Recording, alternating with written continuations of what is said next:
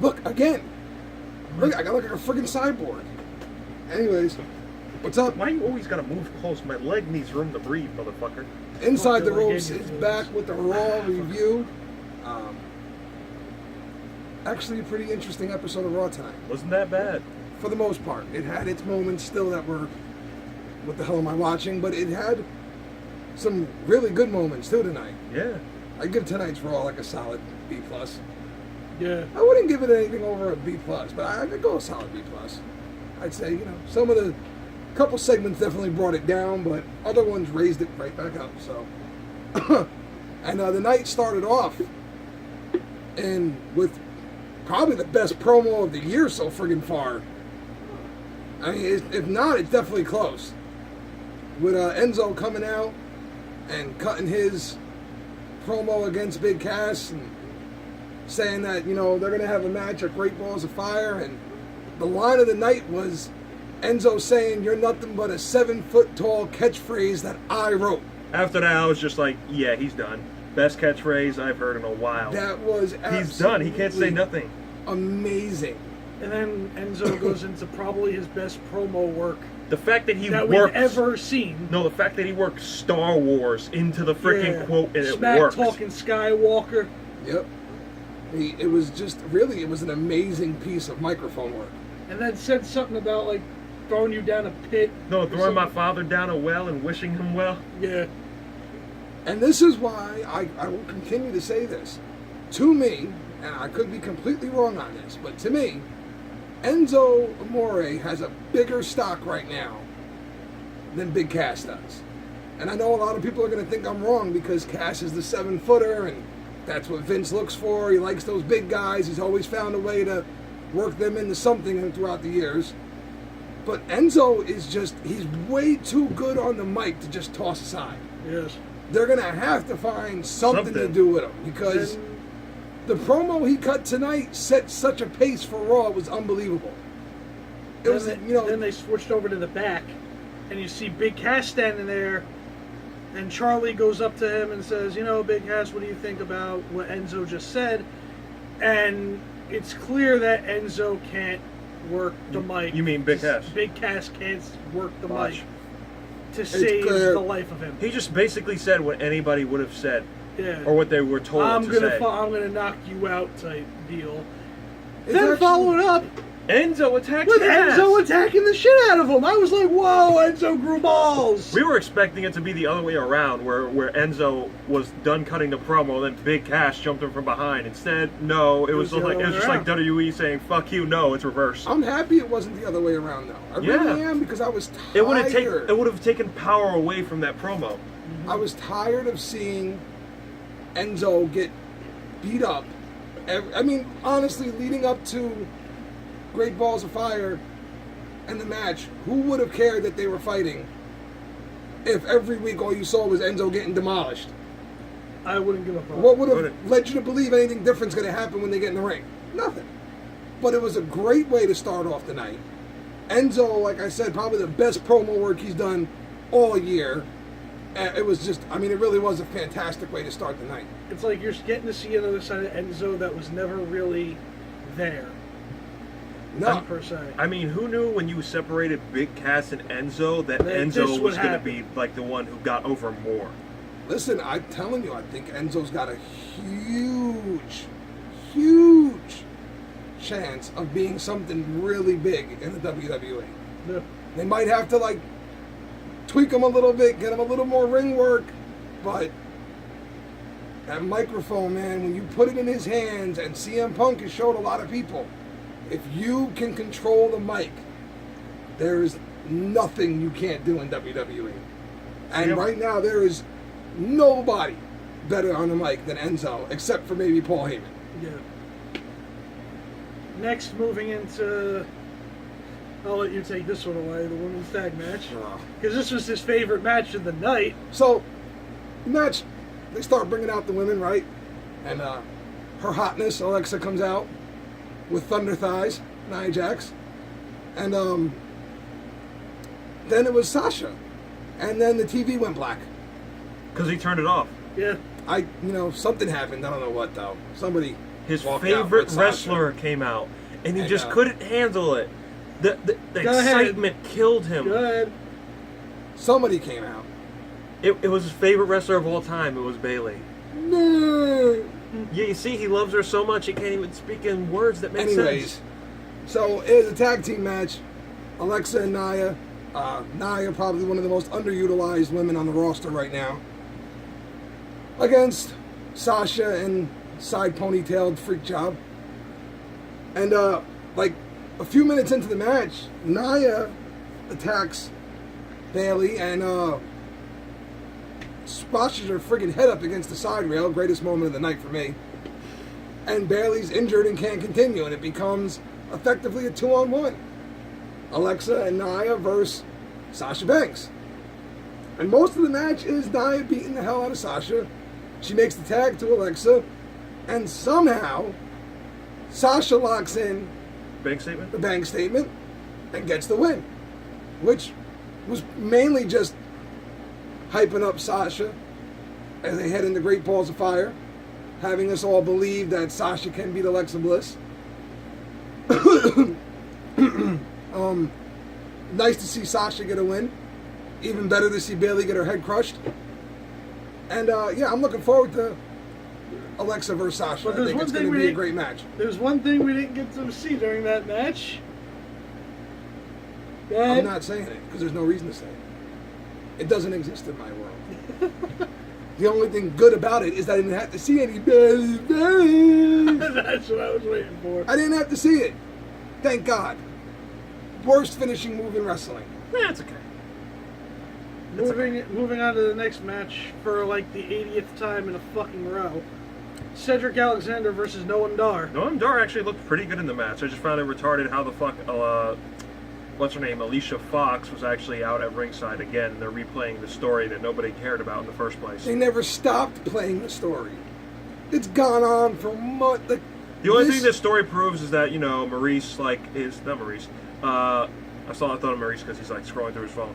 But the only thing this whole retarded ass story is proving that Alicia Fox likes to fuck a lot of men. This has gone on way too friggin' long. And hopefully what they said tonight was true. Like a lot. Because Cedric came out and said that this is the last time, blah, blah, blah. Hopefully it's true. Hopefully it really is the last time. I hope for his career that it's true. Because there are It's the more last people time. on 205 Live than Noam Dar, and I'm sure we can find somebody else to wrestle Cedric Alexander. You're like Drew Gulak. I haven't seen him perform in a while. But Cedric He's busy running the no-fly zone. Cedric got the Still. win with that amazing finisher of his, by the way. Cedric's lumbar finisher check. is one of my favorite finishers in wrestling. Just because it's really, really unique. And yeah, that's pretty much it. It was another sad excuse for a cruiserweight event. So we'll move on. Next we move into Miz TV, which Miz started addressing the Ball family.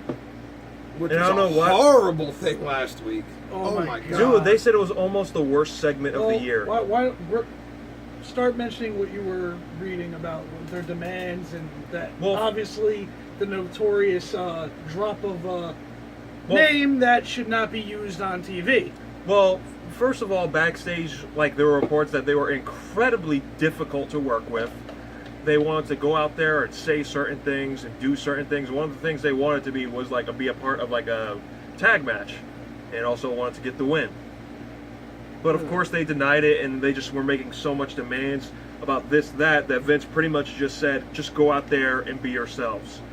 Which we all know was probably the worst thing that ever happened. And it did. Of course, he botched getting into the ring, and I mean that literally. If you watch how he hit the LeVar Ball ran to the ring, first of all, he was running like he had a stick up his ass. And they just like did an awkward roll into the ring. Their promos sucked. Their t-shirt line sucks. First of all, who the hell would pay $50 for a t-shirt? As the promo went on and on and on and on, it felt like my life was getting sucked from my body and my IQ was in free fall. Let me be clear on something here. We've seen a lot of times in WWE where they brought in basketball players, football players, boxers, whatever. They've brought in the whole world for promo work, right? Yep. However, to be as ignorant as to drop a derogatory statement that you know has no place on a show that is mostly geared for a younger audience is sad. And twice. With a live mic. But this is just more of what LeVar Ball does. Look up some of the outlandish statements he's made recently. The man averaged less than 3 points a game in his college career and is talking about he could beat Michael Jordan. Bro, Michael Jordan doesn't even know who you are. Okay? It's gone on and on and on, and it's stupid. I'm done with it. I was hoping Miz TV tonight would be better, but, you know... It wasn't. It wasn't. It was just another long, long waste of time. Yeah, for those of you that don't know what happened, LeVar Ball's son, who I'm guessing... Lonzo. Lonzo. It's a stupid name. I don't even know his name. That's how irrelevant he is. He just got drafted to the NBA, I guess. I don't know. Yeah, he got drafted to the Lakers. Yeah. Drafted to the Lakers, and when Miz got up in LeVar's face, he said, like, oh, hit that... Beat that N's ass. Yeah. Beat the N's he ass. He used the N-word, and it was very, very loud. If it wasn't, Ambrose had to come out and Ambrose had to be the and even when he came peacemaker. out, if you looked at the camera, he was just like, "What?" But it cuts away because afterwards he was just asking the cameraman like, "What the fuck is going on out here?" But yeah, that was what happened last week. I don't know. What I find stupid is that people I was on Facebook this week and they were talking about how cool this segment was. Like, oh, not only did LeVar Ball get to introduce the family business and expose it to a new world, in quotes WWE, but he got to make his sons not only bring his sons to the wrestling show, but make them a part of the show. Everybody wishes they could have a father like that. I'm like one that acts like they're his friends. He wasn't even acting like they're his fucking father. He was acting like they're friends. No, takes off his shirt doing this fucking weird ass surfer pose, looking like he just got fucked sideways by a sumo wrestler. He was acting more like their agent than a father. No, he was acting like their fucking friend. It doesn't really matter what he was acting like. No. WWE when he was ring. freaking talking to his sons, yo, handle my light work. What fucking father talks like that? It was in a WWE ring. That could have all been staged. Whatever. That could have been avoided. Is what it could have been. But the problem is dropping that word, plain and simple. Yeah, that's it. I hope they never step foot in the company again But, and hold the lights. Tonight's episode of Miz TV was just the Miz coming out, addressing the situation, then addressing Ambrose, addressing the situation. Then Ambrose comes out and says he's due a rematch. He wants it tonight. Slater and Rhino's music cue up. They come out. Slater says he's the last person to beat the Miz. He wants a shot. Kurt Angle's music cues up, and Miz kind of calls out Angle and is like, "I'm your high ratings guy. I'm your this. I'm your that. So I'll tell you what. I'll defend at Great Balls of Fire. You just tell me who." So Angle says, how about both? You're going to face Slater tonight and Ambrose at Great Balls of Fire. And that went on to Slater versus Miz. And Miz was in his suit, pretty much. He took off his jacket. And he winds up splitting his pants. Which is the funniest thing ever. And all I kept thinking while this was going on was, number one, thank God he wore underwear. Number two, it would be funny as hell to see Slater get the pin win against him with his butt just hanging out. Big split in the draws. Slater rolls him up for the pin and gets the win. Would have been hilarious. WWE, you missed a great shot on that one. But it was just more of another boring Miz match, and I really hate saying that because I'm actually a very big Miz fan. I think the man is as good as it comes to on cutting promos and stuff. Problem is, in ring work, he has not done anything to improve over the years. He's still the same exact wrestler he was 8 years ago. And the problem with that is, you're not John Cena. You're not The Rock. You're not Stone Cold. Your moveset is not legendary. It's not, like when The Rock hits a spine buster, we all know what's coming. He's getting ready to set you up for the people's elbow. When he locks in the rock bottom, the whole world goes nuts because it's a move that is infamous at this point. The skull-crushing finale is a finisher that looks like a full Nelson and you trip. So, as much as I would love to say The Miz is going to remain relevant, it doesn't look that way. I mean, it was all fun with the whole thing with on SmackDown against John Cena, like with him and Maurice dressing up. That was hilarious. As Maurice, like then Maurice dressing up as like Nikki Bella and him dressing up as Cena, and then doubling as Daniel Bryan, him like walking on his knees, implying how short he was. Which Maurice can definitely pull off. Oh, dude, she pulled. Hair. Oh my God, she looked hot as hell with the black hair. But that only worked on SmackDown. Another thing I found stupid was the damn it kicks, as Corey Graves called it. It was like Daniel Bryan's kick, and it looked so weak. Well, the problem again with that is you're not on SmackDown anymore. It doesn't work. Daniel Bryan's not there. No, it just looks stupid. The kicks look so weak. But it was never supposed to look good. It was supposed to be an insult to Daniel Bryan that he would do the whole before he did it, then hit the kicks, and then set up the skull-crushing finale to get the win using Bryan's move to set it up. No, it just makes no sense. It makes no sense anymore. Curtis Axel and Bo Dallas being out there, I thought maybe this was going to be good for them. It wasn't? It's really not. It just makes them look even worse at this point. Like, you're not even good goons. How much of a fall from grace is this at this point? Curtis Axel, who won the Intercontinental title his first night on Raw. Yeah. And Bo Dallas, who was once upon a time, I believe, the longest reigning champion in NXT. Yeah, he was at the time. This is where you guys are now. So, it was... at the end of all this, The Miz got the win. And, Then they beat up Ambrose? Yeah, all hell broke loose. Ambrose got in there. They beat up Ambrose. And, it's all leading up to Great Balls of Fire, where The Miz will face Ambrose yet again. This is like the fifth time these guys are going to do it on pay-per-view now. And, I'm getting kind of bored with it. Ambrose deserves a lot better than this. A lot better than this. It's sad. Because everything The Miz said tonight in his promo was true. Ambrose was the standout in the Shield. He was the one original character in that group.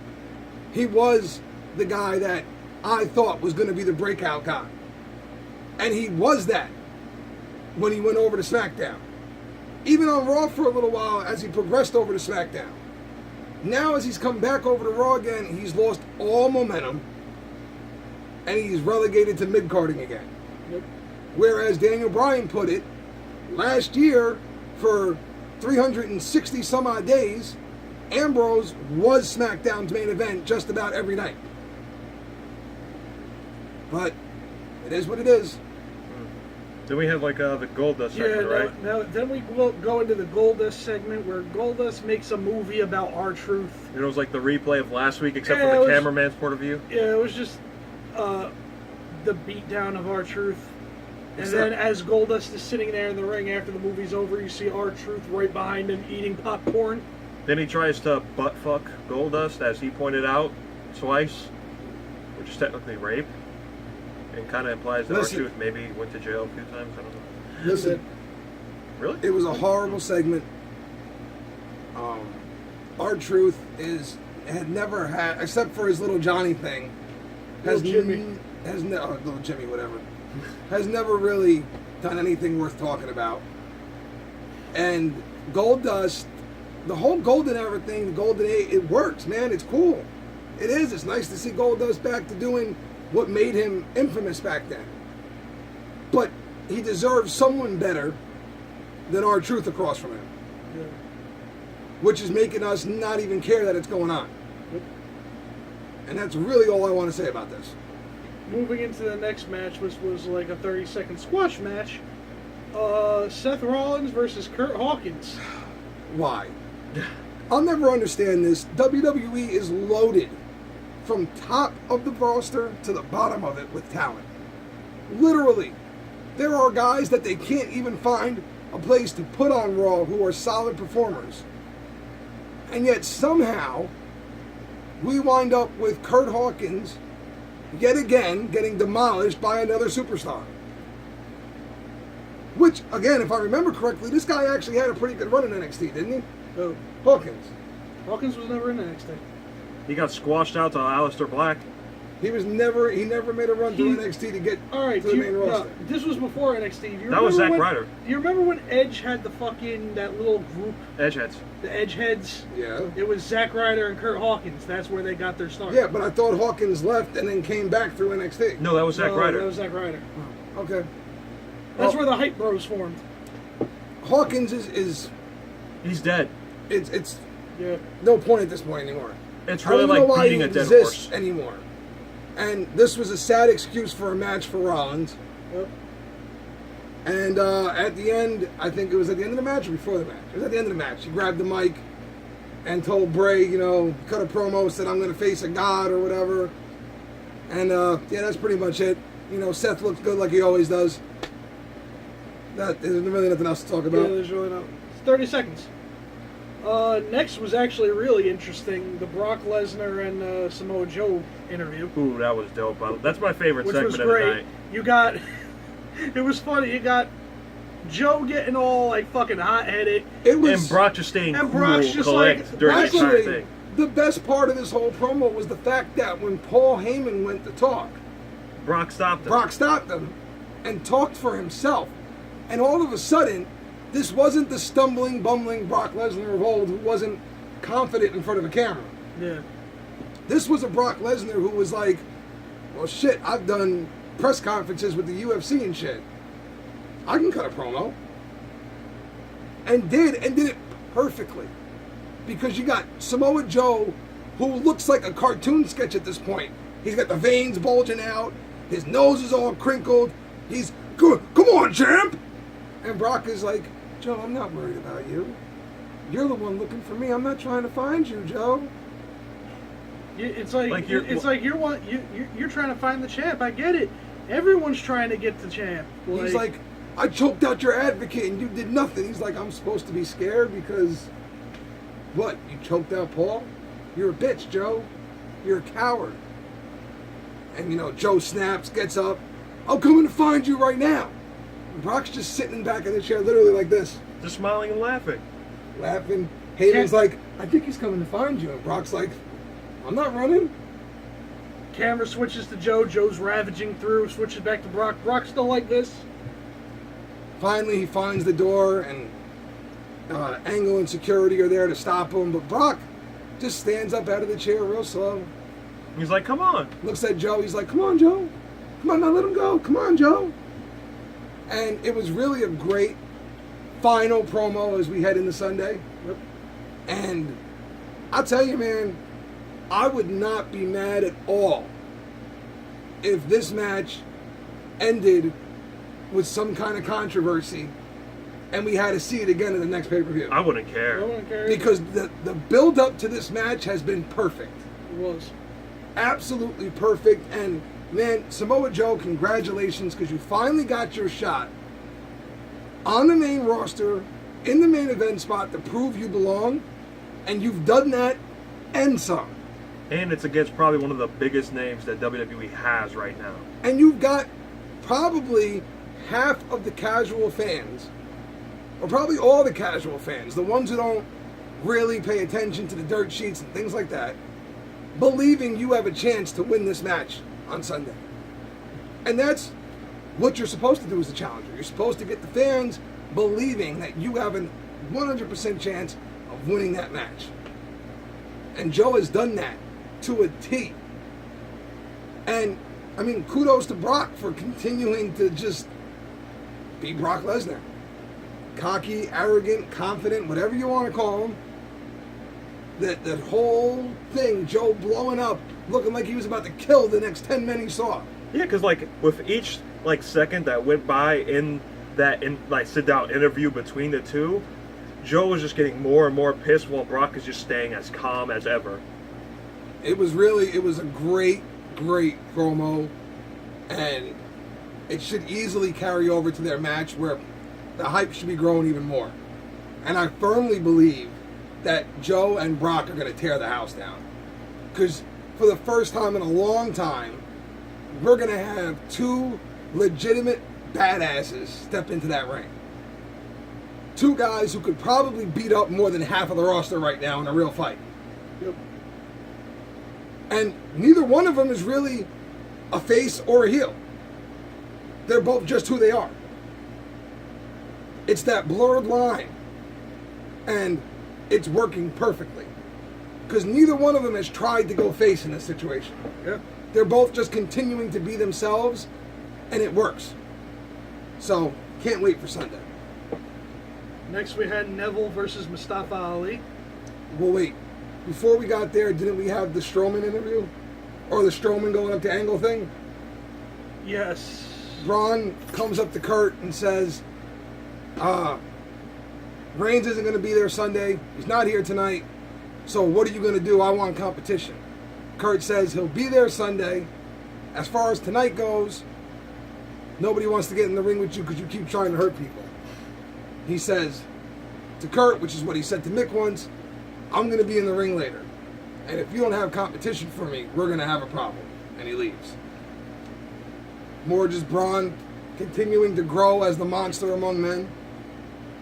And then it was Mustafa Ali versus Neville, which ultimately was the pretty king of the cruiserweights. Which ultimately was a pretty good match, but again, who really believes that Akira Tozawa is going to beat Neville? I don't. Okay, but we were just talking about Ali and Neville. Listen, Mustafa Ali is probably one of my favorite cruiserweights in the division. That man can move. And that finisher is fucking sick. Isn't it like an imploding 450? Yeah. The one problem they really have right now, though, is that they have built up. Neville is the Brock Lesnar of the cruiserweights right now. He really is. They've built him up to be like indestructible in that division. And Akira Tozawa has not looked that way. Nah. He has lost matches. He's a goofy little guy that everyone loves because he goes, ah! You know? I love Tozawa. I do. I think he's amazing in ring. The ha thing is cool. It gets the crowd involved. However, I don't think Tozawa should beat Austin Aries. And Austin Aries couldn't seem to get a win against Neville. So, I think this is just going to be another squash job on pay-per-view to make Neville look even better. I don't know where we're really going with this, though. No one does. Like, I don't know if there's some hidden guy that they have that they're waiting to build up a huge match with. Your guess is as good Which as I mine. really hope that is the case, because I don't want to see Akira Tozawa beat Neville for the title. No, at this point, you can't. I don't see how you can do that. I can't, like Austin Aries is probably the best cruiserweight they have, And they crushed him. and they completely destroyed him. I don't know what they're going to do with him when he comes back, but it's, whatever. So what makes you really think that if Austin Aries couldn't get it done, what makes you think is Akira Tozawa can? Like it's Haven't not said making that. me buy it. That's not a knock on Tozawa. It's not a knock on Tozawa He's been at all. amazing. It's just the way they've built up Neville at this point. I don't buy Akira Tozawa beating him. Plain and simple. I love Akira. He's great. I don't know where they're going from here with the cruiserweights, but we'll have to wait and see what Sunday brings, I guess. They've built up Neville too much to turn back around now. We'll have to wait and see what Sunday brings, and then wait Go for the from there. following Raw and find out, where we're going. Next, for some reason, Bray Wyatt was in the desert. Yeah, it was a weird promo. It was a weird promo. I guess the whole follow the buzzards thing. Yeah, desert, but this is buzzards. kind of what I read. It works. No, this is kind of what I read on Bleacher Report, and even what Taz said on his show, specifically for this rivalry with Seth.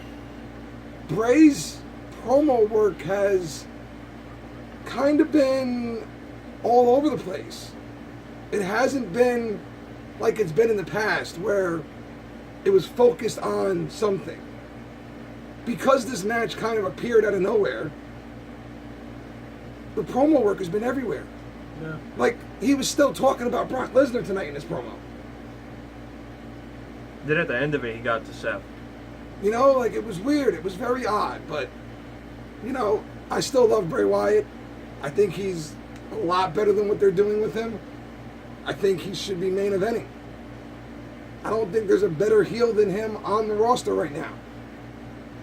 And again, this is just my opinion, but I don't think there is a better heel in the business right now than Bray Wyatt.